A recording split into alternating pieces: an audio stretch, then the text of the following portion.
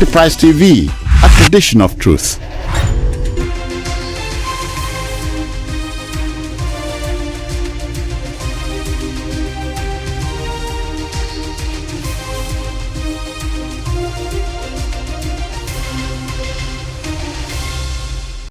Hello and thanks for joining us on the midweek edition of Enterprise Morning. I am Henry Igudike, of course, my partner who joins me every other day, Esther, is here with me. Good morning to you, Esther. I'm fine, Henry. Good How are you morning. today? I'm doing okay. I'm doing very okay. What about you? I'm good. I'm chilling. Today was actually quite interesting because apparently when I was having my bath, I felt that, harmattan, that tangy, dry bits or whatever on my skin. I was like, finally, we're beginning to feel that Christmas weather. But this is Lagos. I don't trust this weather. I will not be surprised very soon to get hot. But thank God our president traveled to Dubai. Possibly whatever they will learn, they will come back and maybe they will realign our weather conditions for us. So possibly the climate change is beginning to take its course. It has started taking its course. That's why they went to Dubai now. So we're expecting whatever they tell them to do, they'll come and do it so that our weather will become normal. We will start enjoying normal weather in this country. All right, so that is a beautiful time, a beautiful morning it is. Without much ado, let's go straight to our newspaper headlines. But before doing that, I have in the studios with me Mr. Cyril Abaku. He is a public affairs analyst and a communicator. You're welcome. Thank you. So, good morning. Very good morning to you, Esther and Henry. Yes. All right, straight to the Punch newspaper. On our banner headline, we have Kaduna village bombing. Death tolls hits 120. Villagers allege a military bombed twice. And on the rider of the banner headline, we have one family loses 32 members. Culprits must be punished. Survivors ACF JNI tell military. And also still on the rider, we have army chiefs beg victims, says soldiers mistook villagers for bandits. Tinubu Atiku Man. And still on the Punch, on the downstrip of the headline news, we have cabal running Akeredolu's government is stealing funds. Truck crushes woman amid Lagos police Okada riders clash. And over 9,000 civil servants fail promotion exams. And I'd love to go straight to discussing the big story here with you, Mr. Cyril. And it's no longer news, of the error that was made by the military. But where I am more concerned about is, in other clime, if this were to occur, by now we would have seen a boycott of the president, from wherever he is, coming back home to at least get to understand what happened, why it happened, and how that can, never happen again. Why is it that our president is still far away and not yet back in spite of this disastrous error that was made by the military? Well, it's even interesting you're taking the conversation from that angle. This is a question of leadership, and leadership is driven by values in any society. Where values have taken the back seat, where responsibility is, can be pushed to just the next or most convenient party or platform involved. Leadership, is relegated. Now the president, maybe not a boycott, but should have been on his way back home as an emergency. But he wouldn't do that. And when even the president isn't in, how does the global community view what has happened? But believe me, they can see what's going on. I'm more concerned if even the president is leading by such bad example, then what will the army commanders do? Exactly. That's one. Number two, we haven't come to a conclusion yet. Ostensibly, this was an error. Yeah. All right. But the president has ordered an investigation into how and why the bombing took place. In the first instance, it was an aerial bombardment. The Air Force was not the one behind it, it was the Army. Well, until this particular incident happened, I am not sure I've taken notice that the Nigerian Army used to undertake aerial warfare, or used to go on this sort of drone bombings and stuff like that. I honestly didn't know, but it's okay. The army chiefs are begging, according to the guideline, because it was done in error. Yeah. I think that two things should have happened by now. Why don't we wait for the investigation that Mr. President ordered to be concluded first? Let's even know what really happened now and how what went wrong. Thereupon, the president will now have a basis to be able to take any kind of action that we know we ought to take. Disciplinary measures. Normally, it's not only the president that should have run back home. What happened to honor? Shouldn't these people be resigning? As an army chief on your watch, this sort of thing happened. By now, there would have been a gale of resignations. This is a serious failure. This is very serious failure. Or why isn't the president even saying, you cannot be investigating this matter and still be in office? Therefore, army chief and some of these people, step aside. You sack them first, so that they don't oversee that in this investigation. It should be neutral parties who investigate objectively and submit findings to the president. But we're not seeing any of these major. Look, in the military, they will tell you that there are no bad soldiers, there are only bad officers. How many times do you see this kind of error happening all over like mistake bombing? And we've made in Borno, we had mistake bombings in so many cities, like in Iran, where we bombed whole villages. And the question is, how do we continue to bomb our people in error? So why is it that the army chiefs are still in office? Nobody has called for anything, and even they haven't thought it wise to say, the honorable thing to do now is to step aside, because this is a great failure, gross failure. Nobody's even talking about that. The president hasn't come back, and even he has not said, you guys step aside until we are done with the investigation. So it just tells you that we are not ready for leadership. We're not ready for any serious. You don't apologize. It's not big. Of course, you will say we are sorry, but you say sorry and you're walking out of the door. This level of failure is too big for us to just be reading that they're begging villagers. Come on. But the question is, don't you think it would have gone the other way around if they were successful? If allegedly the bombing was successful in targeting terrorists? No, this is the matter. Normally, before you even undertake an aerial campaign, you should have done what they call reconnaissance, right? You do your recce or recon, as they call it. You recce, recon, you check. You have people, sources on the ground who feed you intelligence and tell you when they gather, where they gather, how they move, and everything. So you take note of this sort of very important data, and you know, and you must be, and you strike when it's most opportune.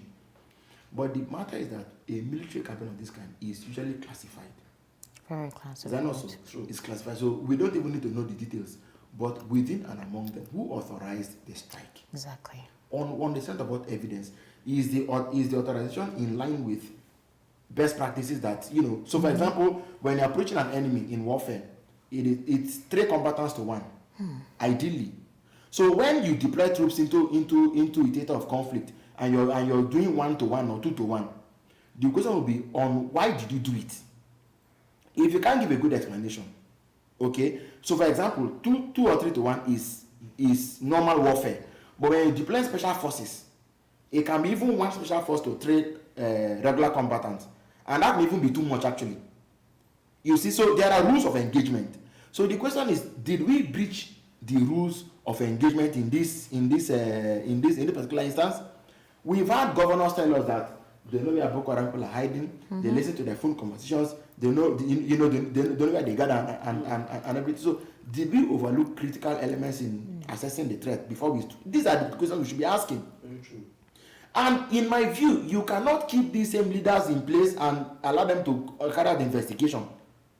It's not who is appointing the committee that is investigating what happened.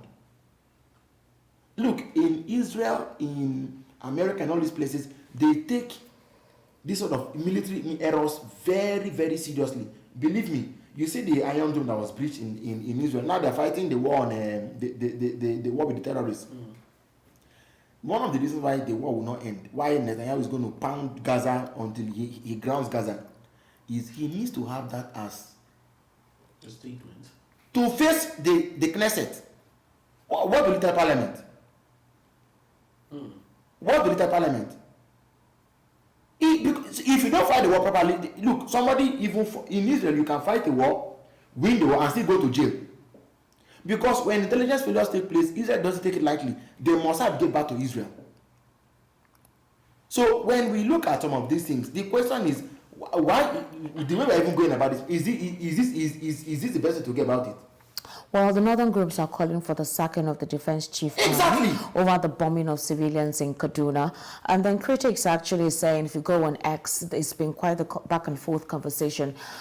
It's become an ethnic thing.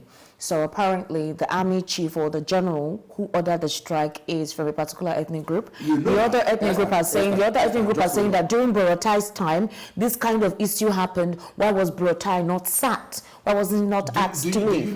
Do you know why? If you are, you see, before World War II happened, the former Prime Minister of Britain, Harold, was it? Neville Chamberlain went to Munich, had the Munich Agreement with Hitler, and Hitler said he would not go to war. That he wasn't intending to go to war. Hitler was deceiving the old man. Was it the First or the Second World War? Second World War, of course. Hitler was a combatant in the First World War, but he was the major architect of the Second World War. When the war eventually broke out, Hitler laughed and when they asked Hitler and said, but he said you were not going to go. He said he capitalized on what he called the sweet reasonableness. Sweet reasonableness. We all trust ourselves.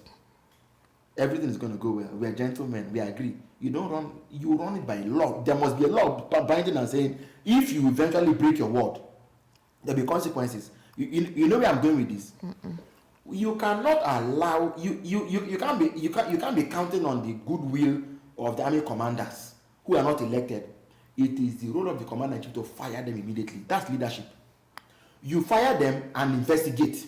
That's what I've been calling for. So that Buhari, who was largely unaware of what was going on in his government, didn't sack Burate and co. It's not an excuse why Tinubu shouldn't do what is right. I thought we certainly like to pride ourselves in the fact that we are better educated, we are more exposed, we are more enlightened. Why are we not providing the right kind of leadership? It's a shame, to be honest. The least heads rule. Do you know under Buhari, when the prison was in Kuje in Abuja was breached, a lot of bandits and terrorists were set free. They were released. There were at least about 44 intelligence reports that said this kind of attack was coming. And they did not pay attention to it. Nothing was done about it. And that, don't you think that if Buhari didn't do right, should President Tinubu also not do right? By the way, why haven't we even arrested all those people that were involved in that thing and brought them to Exactly. The army leaders came and said they were over. No, the Minister of Interior was the Minister of Defense came and said that they were outgone and overpowered. That's a joke. The Minister of Interior had nothing to say. The presidency, even until these people attacked the presidential guard. Can you imagine? In Abuja, attacked the presidential guard. Serious. So, I mean, Is it fair to say that this is a gain to some people? I honestly it's don't. A business but enterprise. I think Boko Haram terrorism has been a... Look, if this was even let's even assume that this was an intelligence failure. That's how I want to view it. Okay. I want to look at it as somebody gave them information and it was wrong. So the question is, who are then these sources? What's about tradecraft? Exactly. You know what tradecraft is? They exchange Yes, secrets. tradecraft is the architecture for gathering intelligence. How you get what your enemy has without your enemy knowing. So that whole is it map or something? Is what they call tradecraft. If something is wrong with that, let me even say this: if military sources brought that kind of intelligence and you want to go and strike, now the Air Force came out and said that it was not them. They said it was immediate. Their response was immediate. As if to say that we were not even informed. Did you run this by sister agencies to show that we are all on the same page? If we cannot coordinate intelligence, then we are a failed state. Cyril, the more we talk about this, the more we dwell on this conversation, to be honest with you, it doesn't sit well. It makes you ponder, it makes you worry what the next 2 years will be like. It obviously seems like security is not a priority of this administration, with the brazenness with which these kind of things are carried on with, and then nobody pays or gets to go through the consequences. Let's go to another national daily, and this is the Daily Trust. The major headline there is Kaduna massacre, northern leaders, others demand compensation. Residents narrate ordeals, Tinubu orders probe. We are pursuing terrorists, military. Your statement insensitive. Shehu Sani, Sanusi, Bamali, others call for calm. Attack product of recklessness, Amnesty International says. That is the major headline right there on the front page of the Daily Trust. I also have above that major headline, 2024, Tinubu Shetima strips meals to gulp 10 billion naira as villas animals get 201 million naira. Court orders execution of ex-soldier for killing Yoruba Islamic cleric. And of course, COP28, Sheyi Tinubu stewards, cooks amongst Nigeria delegation. Quite an interesting headline that we have on the Daily Trust. Those are the major headlines. Cyril, let me just go straight into the gauntlet. Now, apparently, the president and his vice, their meals are to go up about 10 billion naira, and the villas animals get 201 million naira. That's the money that they get to feed the animals. That's one. Two, now, part of the unofficial delegates that the presidency told us were sponsored by the European Union, the World Bank, and other international agencies. This was the claim, they said, for those who were unofficially registered to accompany the president for COP28. Apparently, they are the stewards and the cooks, and they're among the Nigerian delegation. Please, what's your take on this? No, I didn't believe that. You didn't believe what? I didn't believe the spin. The spin of what? The spin in public relations, when you talk about spin. Okay. That's the way the image managers are trying to turn.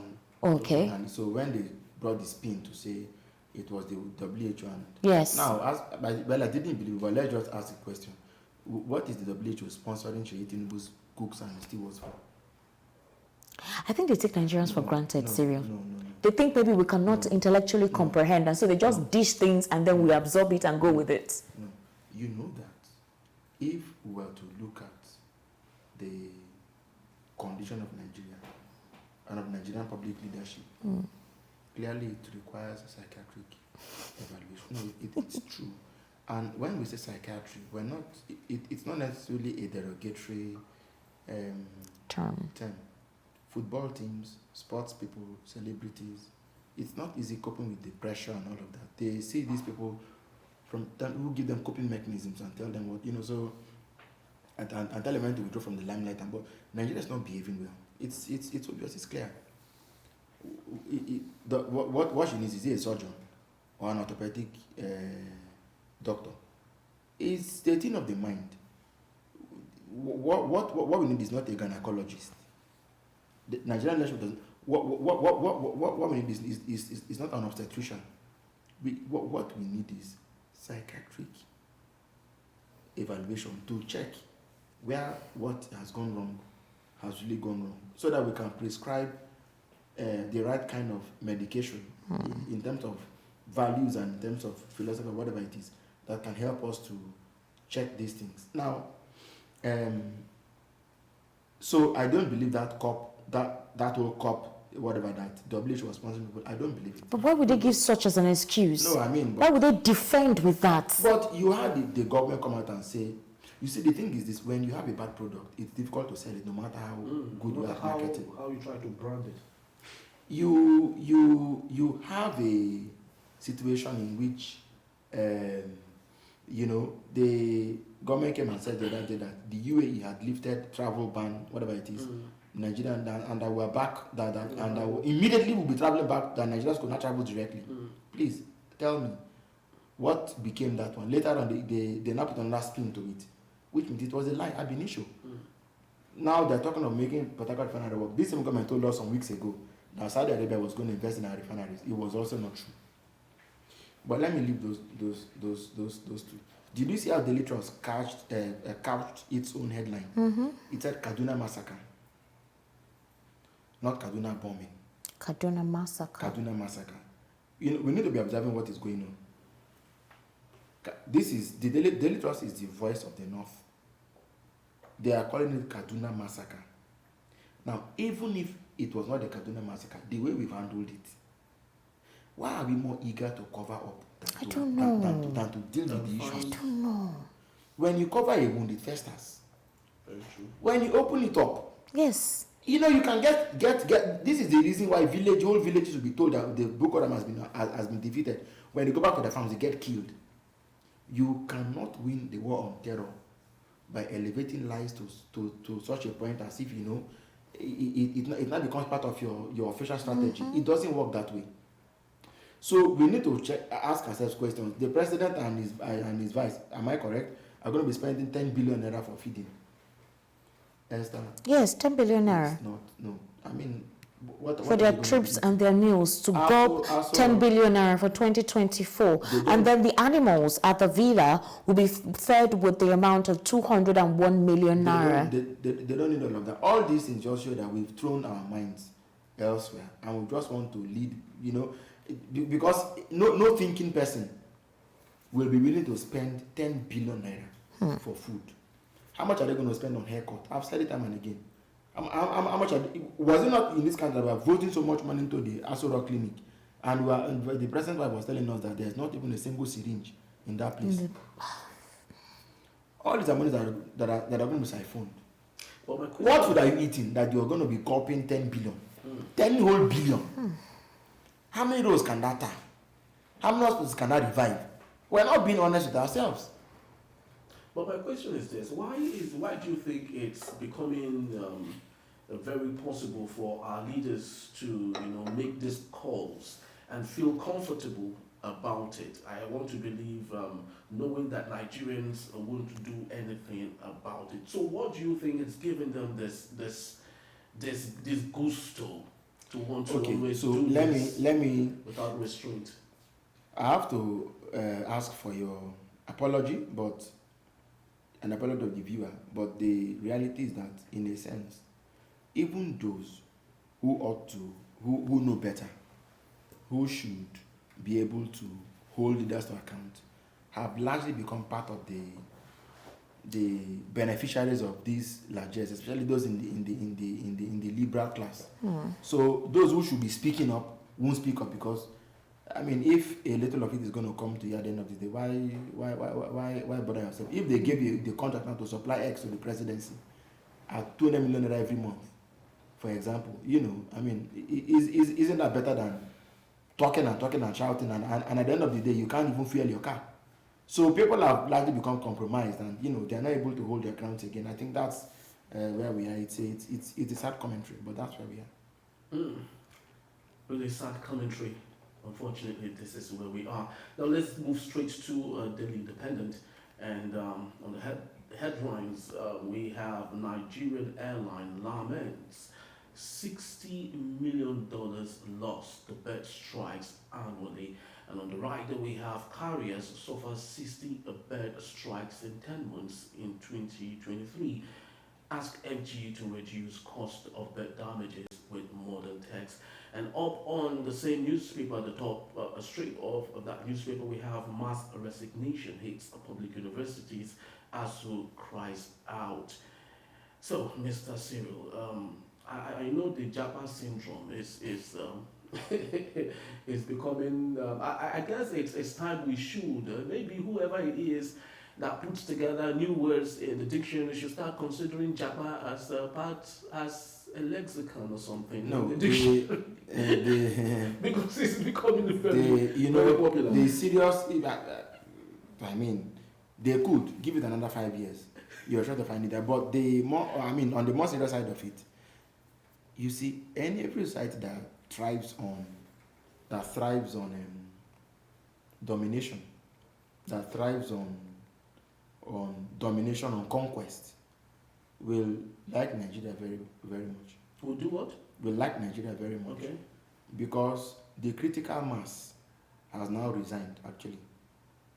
Resigned to the fact that nothing can change. I mean, I have had it time and again and again and again. People are saying, it's not worth it, it's not worth it, it's not worth it, it's not worth it.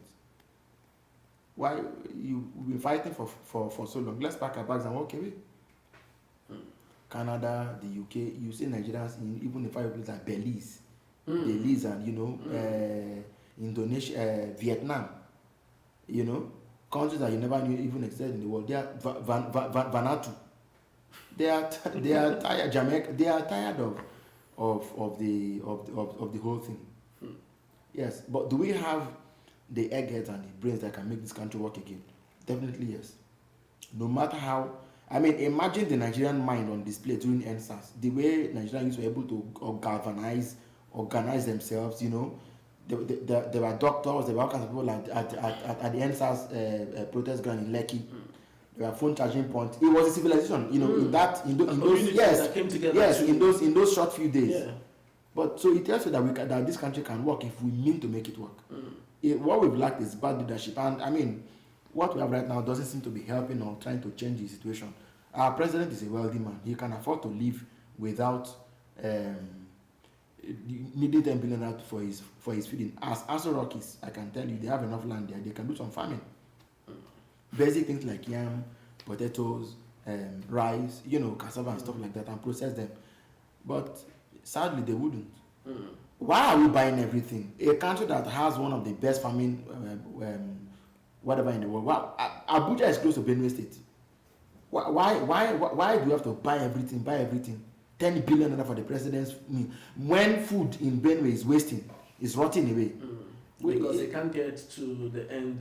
So it just tells you that we like, and like leadership is what we need to coordinate this and put them together, but it doesn't look like we're getting any closer to the solution.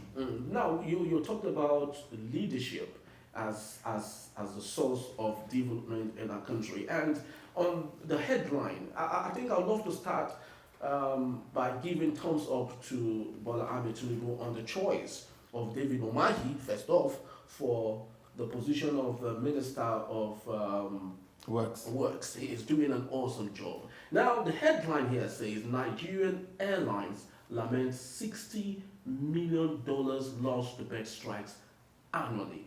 The lieutenant in charge of that department is Festus Kayami.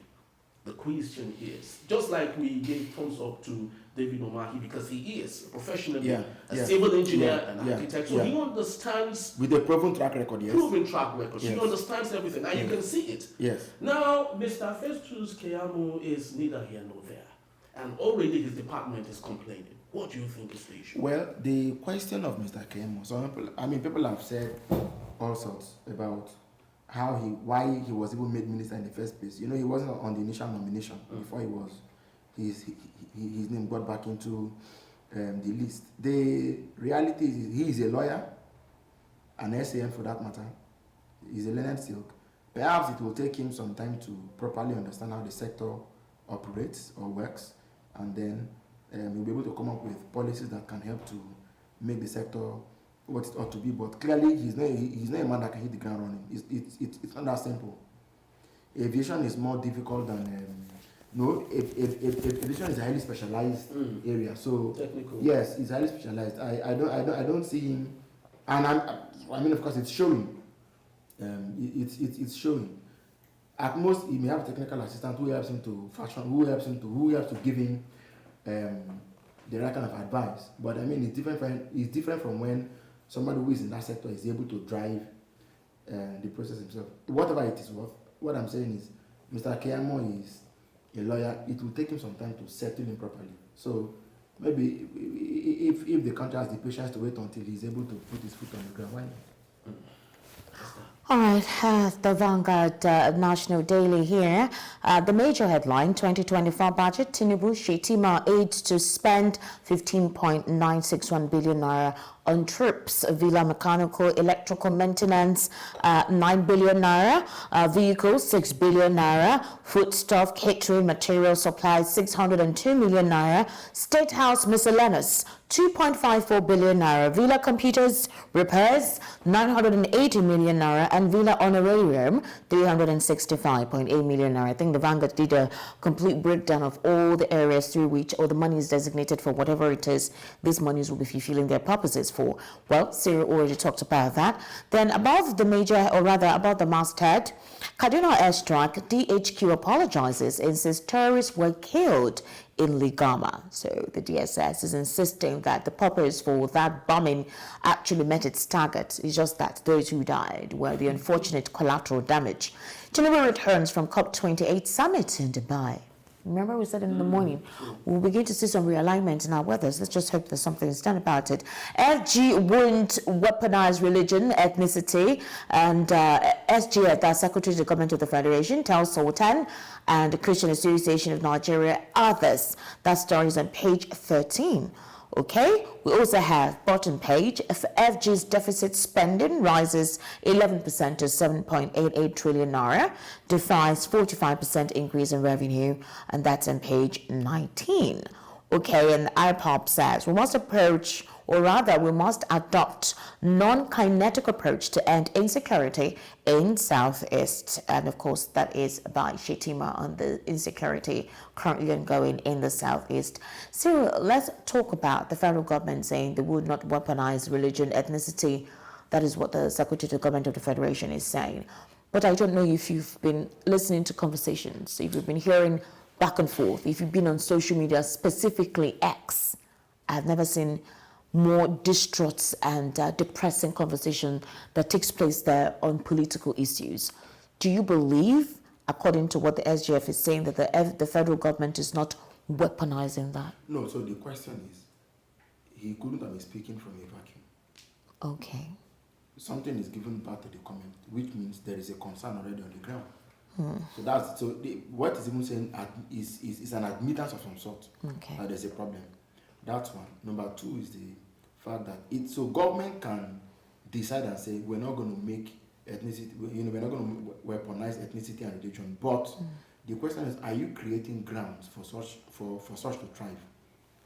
Even if you're not the one driving it by yourself, are you creating grounds for such to thrive? The way the Tudumbiri or so, the bombing in Kaduna is being handled, is making people believe that somehow, it's making people to now have grounds to begin to insinuate all kinds of things. You don't allow that environment to fester. You don't allow such an atmosphere to thrive. What do?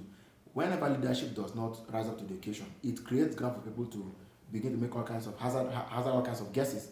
And guesses don't come in a vacuum. They carry a religious toga, they carry an ethnic toga, they carry all kinds of things. What leadership must do is to see how they create an atmosphere that does not give room for any such to thrive.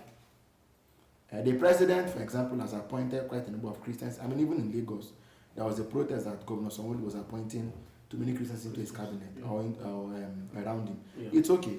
But the point is, the handling of the Kaduna bomb, for example, you check Twitter, government must be on its feet, must be awake, must be allowed to its responsibility, and make sure that if you didn't, that your policy is holistic in making sure people don't read this sort of ethnic and religious meanings into what's going on. Already, the 8 years of Buhari's government were enough to have made this country to capitulate, to boil over.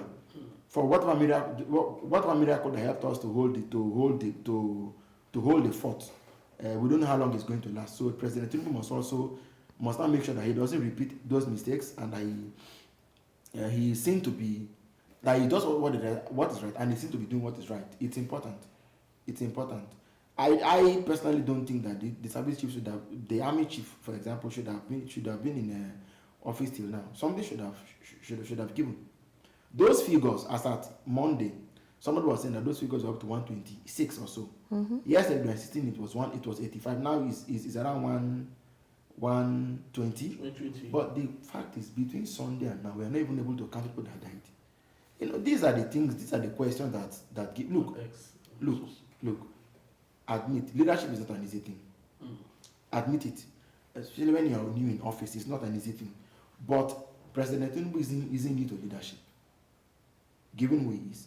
And when you're not doing certain obvious things, now goes to tell that you are allowing a certain atmosphere or gap to thrive. And into those gaps, people are going to feed all kinds of guesses, assumptions. That's the problem. There are some things that you can see as okay, the president is just he's been in office now just about 7 months, so you can cut him some slack. But how about the things that are not being done? The budget, did you see that they wrote 10 billion for his feeding and whatever? Did you see it? If he did, he should have cut down on that thing immediately. Or in the supplementary budget that was signed some days ago, 2.1 trillion naira, there was money for repair of Aso Rock. Now in this same 2024 budget, there is money for repair of Aso Rock. And for goodness sake, 880 million naira for takeoff to Dubai. Did the president not know that he was traveling with more than 1,000 people on his delegation, including his son's cooks and stewards? So when you do this, it shows that, it's one thing to do what is right, one thing not to do what is right and just not do anything, and then the other one of doing what is actually wrong. So between the three, there must be somewhere you stand. If you are doing what is right, in exclusion to what is not right, that's even good. If you're not even doing anything, we want to say what do you want to do, and then now you do something that is actually wrong. So these three, you can't do all three at the same time. You can't a budget of 2.1 trillion naira be spent in 2 months to buy a yacht, to buy cars for senators, to repair Aso Rock, to buy cars for the president's wife's office. These are not known to law. Then you go over to the new year, you spend 10 billion naira. Look. Like I said, wanting to do what is right, another thing to just do nothing, and another to now actually do what is wrong. I think we can all decide on what is best and what is not right for our country. It's actually a very, very sad one, really. Yes, but as usual, Siri has a way of putting things in context. You have to think. You now have to reminisce. You now have to understand what angle you want to digest, to absorb, and then possibly see how you want to look at life. But these are interesting times. Really interesting time. All right, I'd love to say thank you to you, Mr. Cyril Abako, for always finding out time. My pleasure. To always come around the studios. And that's all for the newspaper review. And when we return, Supreme Court finds human rights activist and constitutional lawyer Mike Ezekome 40 million naira for filing what he termed a frivolous suit and other trending stories. Detail when we return. Enterprise TV, your one-stop shop for news, programs, human angle stories, the economy, sports, and much more. We go the extra mile to bring incredible details to you. So hop on the train now. Enterprise TV, a tradition of